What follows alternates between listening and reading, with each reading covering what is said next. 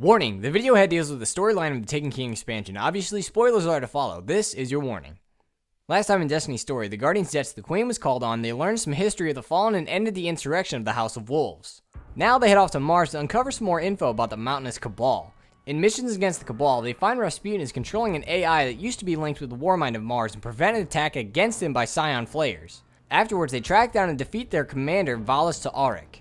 With the Cabal presence diminished, the Vex are surging to protect the Black Garden. The Guardian finds the Vex are attempting to revive the Black Garden's heart through a powerful mind called the Undying Mind, but destroy the mind to prevent this. Afterwards, the Guardian hears the Awoken have built a massive fleet headed by the Queen and the Prince and set out from the reef towards the outer solar system.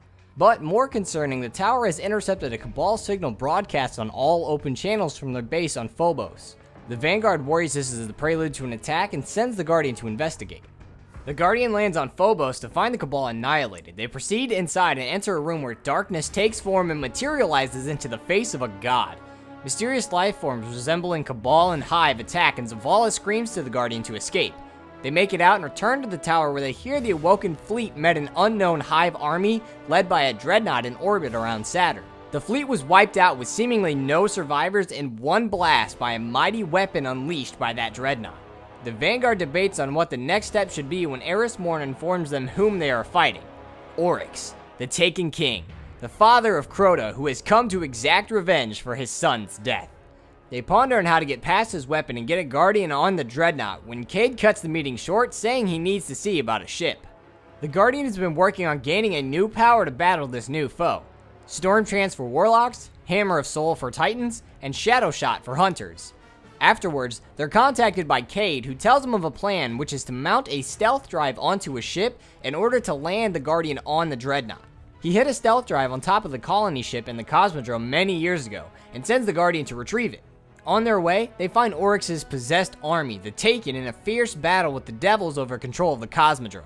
The Guardian continues, reaching the pinnacle of the Devil's Spire, where an echo of Oryx erupts into existence. The Guardian slays the Dark Shadow and finds Cade's stealth drive. Amanda Holiday mounts the stealth drive to a ship that is vaguely familiar to the Hive, Eris Morn's ship, and the Guardian flies off to the Dreadnought. The plan works out well, until the stealth drive malfunctions and the Hive spot the ship. The Dreadnought begins charging up its weapon and the Guardian desperately tries to reach the ship before it finishes.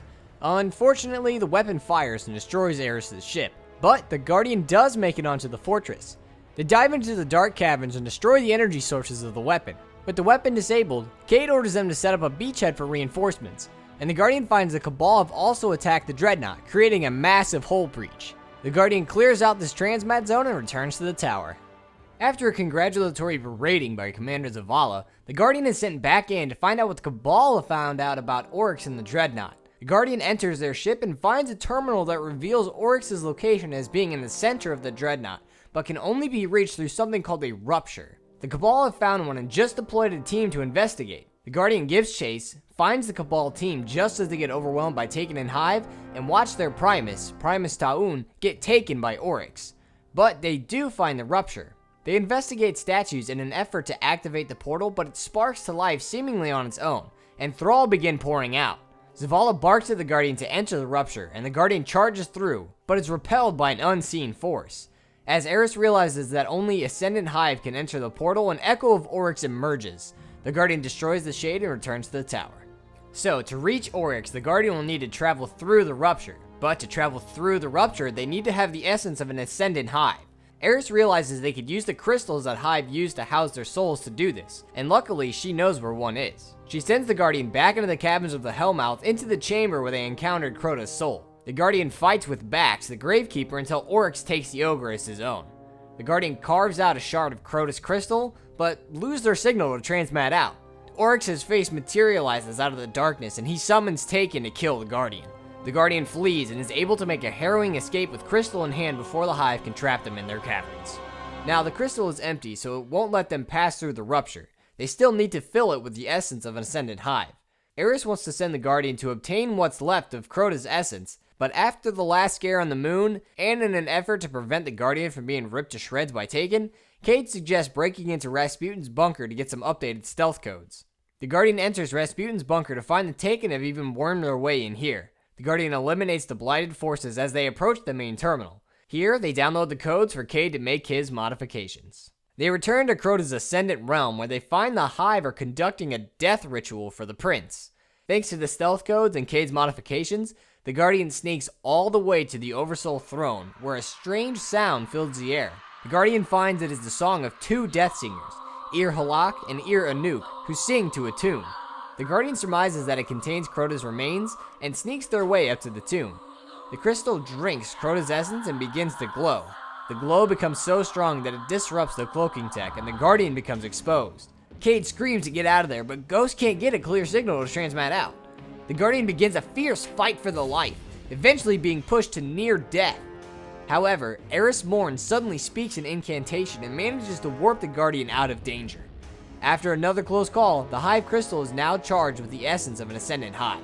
The Guardian can now make their way through the rupture and face the Taken King. The Guardian crosses the threshold of the rupture and is teleported into the center of the Dreadnought. They proceed further inside and find another portal. Here, Oryx taunts the Guardian and summons his forces, including the Primus and Ogre the Guardian watched him take. The Guardian kills the hands of Oryx and enters another rupture. Oryx leads them further into the Dreadnought, and the Guardian comes across three large statues. When scanned, Ghost says they represent Hive gods and identifies two as Crota and Oryx, but doesn't find any record in the world's grave of the third, a god named Nokris. Behind the statue lies Oryx's throne, and as the Guardian approaches, Oryx screams he will have his vengeance. However, the power of the light within the Guardian is powerful, and they defeat the Taken King on his altar. However, before the final blow is struck, Oryx pulls Taken energy from his sword. He slams the energy into his chest and begins laughing evilly. It becomes clear that the god is fleeing to his Ascendant Realm and will regain his strength in order to return and defeat the light. But for now, the Taken King is defeated, saving the inner system from being devastated by his forces. However, the Guardians have only won the battle, but not the war. They must prepare themselves for a raid upon Oryx's Ascendant Realm in order to ensure Oryx is killed once and for all. They take this time to do many things, such as repelling Taken forces from Earth, Venus, and Mars, assassinating claimants to the Taken throne, discovering a distress signal meant for the head of the Cabal Empire, and much more. Included among these journeys is the discovery of the Books of Sorrow, which recount the origins of the Hive and Oryx himself. These are too large and extensive to cover in this video, but through these, the Guardian gains additional information about the Hive and their processes. Armed with this knowledge and powerful new weapons, the Guardian builds a team and opens the rupture at the court of Oryx and enters the Taken King's Ascendant Realm. They face two of Oryx's most powerful lieutenants, the War Priest and Golgoroth, and manage to defeat each of them. They proceed further into the caverns of the Dreadnought until they come upon the Death Singers that presided over Crota's death ceremony. Through the Books of Sorrow, the Guardian learn that these Death Singers are sisters to Crota, and therefore daughters of Oryx. Although they manage to create a song of death, the Guardians slay the sisters. At this point, a mountainous Oryx appears and begins a battle with the Guardians. Although they have increased their strength, the Guardians do minimal damage to the Taken King, who sends his fiercest minions, the Light Eater Ogres, to devour the light of the Guardians. The Guardians find that these ogres drop orbs of corrupted light when killed, and they are able to release the light within, resulting in a bright explosion. The intensity of this light damages Oryx, where he is pushed to the brink. Eventually, he is blasted from the Dreadnought towards the cloud tops of Saturn, defeated by the very light he consumed. And thus ends the Taken War. Not only has the Guardian defeated a Hive god, but they defeated the very god that created the Hive. There is now a void in the Taken throne, and in a display of outrageous strength, the Guardian declines the dark power to become the new Taken King. However, the rest of the Hive pantheon will surely have felt the defeat of Oryx and his spawn. The Books of Sorrow recount that Oryx had two sisters, the cunning witch Savathun and the violent knight Xivu Arath. Should the Guardian prepare for retaliation from them? What about Nokris? This god wasn't present in the world's grave or the Books of Sorrow, yet Oryx has a statue for them in his Dreadnought. Why? And what power do they wield? Will one of these gods ascend the Taken throne and renew the attack on Earth? Uncertainty lies ahead, but for now, the Guardian and the Light should celebrate the defeat of possibly the greatest existential threat to the solar system, and begin to repair the damage wrought by the King. But the fight is never over, and with the appearance of fireflies that override Guardian's armor systems, some in the tower think another crisis is on their hands. But that is for part 5, so until then, thank you for watching and see you later!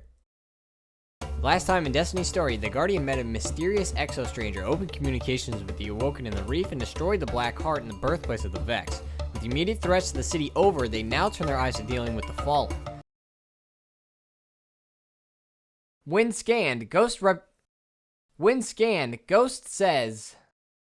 scanned, Ghost says they represent hive gods and identifies two. I always want to say twos.